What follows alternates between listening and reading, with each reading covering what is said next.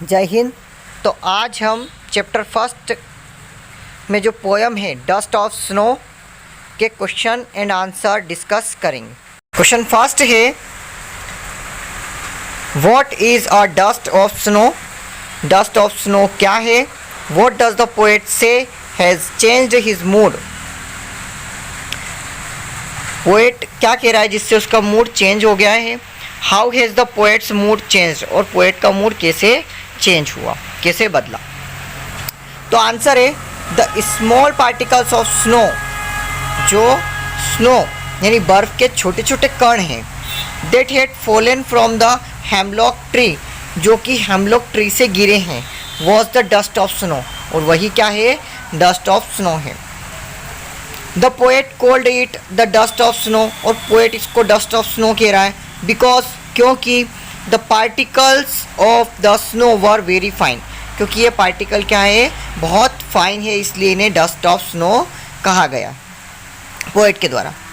The poet said that the falling of the dust of snow has changed his mood. Poet कहता है कि जो dust of snow का fall होना और उसका मूड उससे ठीक हो गया। Poet was feeling depressed. Poet कैसा फीलिंग कर रहा था? डिप्रेस्ड, ठीक है, टेंशन में था। But now his mood has been changed. But जो डस्ट ऑफ स्नो का फॉल होना हुआ उससे उसका मूड क्या हो गया? चेंज्ड हो गया। Now he could enjoy the remaining part of the day, और उसका जो मूड चेंज हो गया मीन्स मूड अच्छा हो गया, और उसने जो रिमेनिंग पार्ट यानी बचा हुआ था दिन का जो हिस्सा उसने इन्जॉय किया, और उसी डस्ट ऑफ स्नो के कारण वो इन्जॉय कर सका।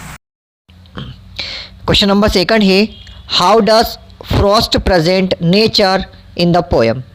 तो क्वेश्चन में पूछा जा रहा है कि यहाँ पर जो फ्रॉस्ट मीन्स रॉबर्ट फ्रॉस्ट, जो हमारे पोएट है इस पोएम के, उन्होंने इस पोएम में नेचर को किस तरह प्रेजेंट किया। तो आंसर देखते हैं। Frost presents nature in this poem in an unusual manner. तो जो रॉबर्ट फ्रॉस्ट है, इन्होंने नेचर को इस पोएम में असामान्य तरीके से या असामान्य ढंग से प्रस्तुत किया है, प्रेजेंट किया है। He feels that everything in nature is beautiful. वो क्या महसूस करते हैं या क्या मानते हैं कि नेचर में जो भी चीज़ें हैं वो कैसी है? ब्यूटीफुल है। देयर इज़ नथिंग अगली एंड यूजलेस इन नेचर। यहाँ पर कोई भी अगली यानी बेकार या भद्दा, या फिर यूजलेस यानी बेकार नहीं है नेचर में। Generally people do not consider a crow और अ हेमलॉक ट्री ब्यूटीफुल। ठीक है, अब यहाँ पर क्या बता रहा है? जो इंसिडेंट हमारे पोएट के साथ हुआ है, रॉबर्ट फ्रॉस्ट के साथ, वो अब अपना इंसिडेंट थोड़ा सा शेयर करेंगे जो हमें पोएम में भी देखने को मिला था। तो ये बता रहे हैं कि सामान्य तौर पर ना तो लोग क्रो यानी कोए को और ना ही हेमलॉक ट्री को कैसा कंसिडर करते हैं? पॉजिटिव कंसिडर नहीं करते, ना ही ब्यूटीफुल कंसिडर करते हैं। But the dust of snow that the crow shakes of the hemlock tree.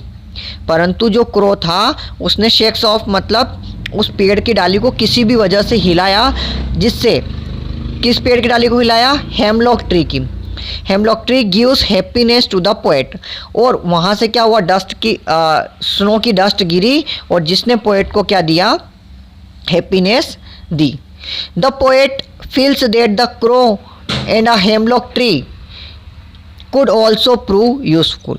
तो यहाँ पर पोएट बताते हैं और वो महसूस करते हैं कि कोआ और हेमलॉक ट्री भी कैसी यूजफुल साबित हो सकते हैं। ठीक है, तो ये उन्होंने अपना एक्सपीरियंस शेयर किया रॉबर्ट फ्रॉस्ट ने, और हमें कोए और हेमलॉक ट्री जिन्हें हम नेगेटिव वे में लेते हैं उनका एक पॉजिटिव यूज़ बताया। देखते हैं next question. What are the birds that are usually named in poem. तो ऐसे बर्ड्स के नाम बताइए जो सामान्यतः आपकी पोएम में आते हैं। Do you think a crow is often mentioned in the poem. आप जब आपकी पोएम में क्रो को मेंशन किया जाता है तो आप क्या सोचते हैं? What image come to your mind when you think of a crow. और जब आप एक क्रो के बारे में सोचते हैं तो आपके माइंड में, आपके मस्तिष्क में क्या विचार आता है या क्या इमेज दिखाई देती है?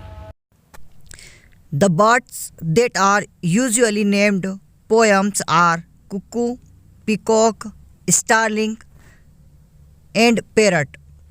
ये ऐसे बर्ड्स हैं जिनका नाम नॉर्मली हमारी पोएम्स में आता है।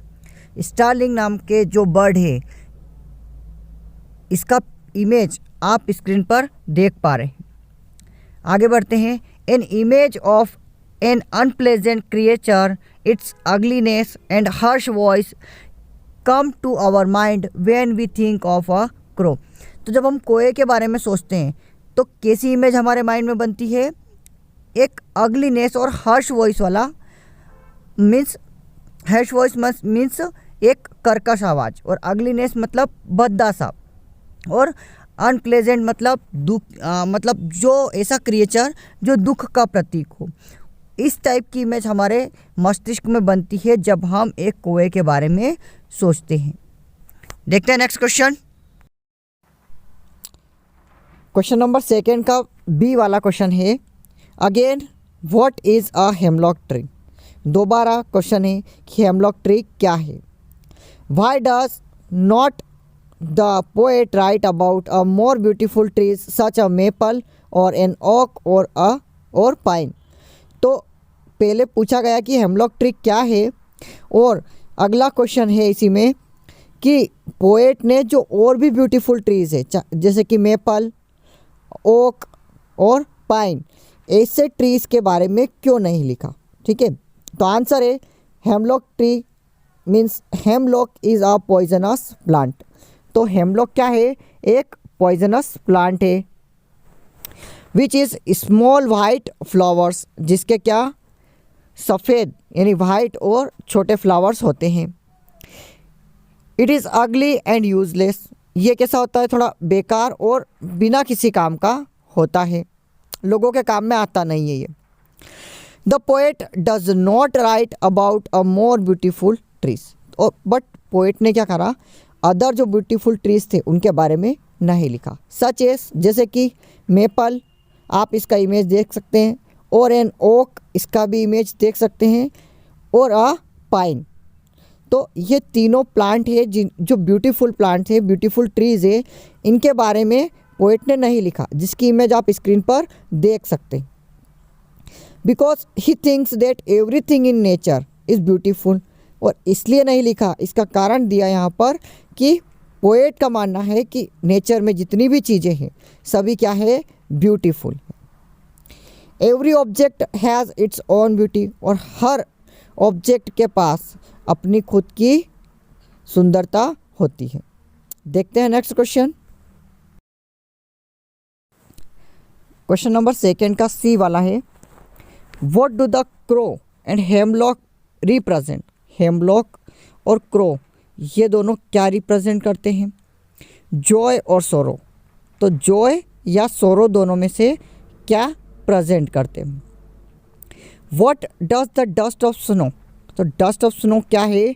That the crow shakes of a hemlock tree stands for. और जो डस्ट ऑफ स्नो है जिसको हेमलॉक ट्री से कौवे ने गिराई है, वो किस चीज़ के लिए स्टैंड कर रही है? ठीक है, या फिर किस चीज़ को प्रदर्शित कर रही है?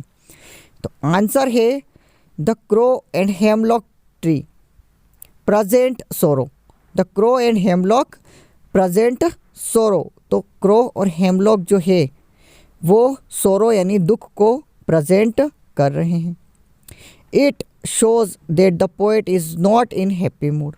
और इन्हीं के कारण हमें पता चल रहा है कि जो पोएट है शुरुआत में कैसा है? अच्छे मूड में नहीं है। He is depressed and hopeless. वो कैसा है? डिप्रेस्ड है मतलब तनाव में है, और होपलेस मतलब आशाहीन है। The dust of snow that the crow shakes of a hemlock tree stand for Joy. और जो डस्ट ऑफ स्नो है जिसको कोए ने हेमलॉक ट्री से गिराया है, वो जॉय यानी आनंद के लिए स्टैंड करता है, मतलब आनंद को प्रदर्शित कर रहा है, यहाँ पर बता रहा है। It change the mood off the poet. ये पोएट का जो मूड होता है उसको चेंज कर देता है। He feels that he should not spoil the remaining part of the day in सोरो।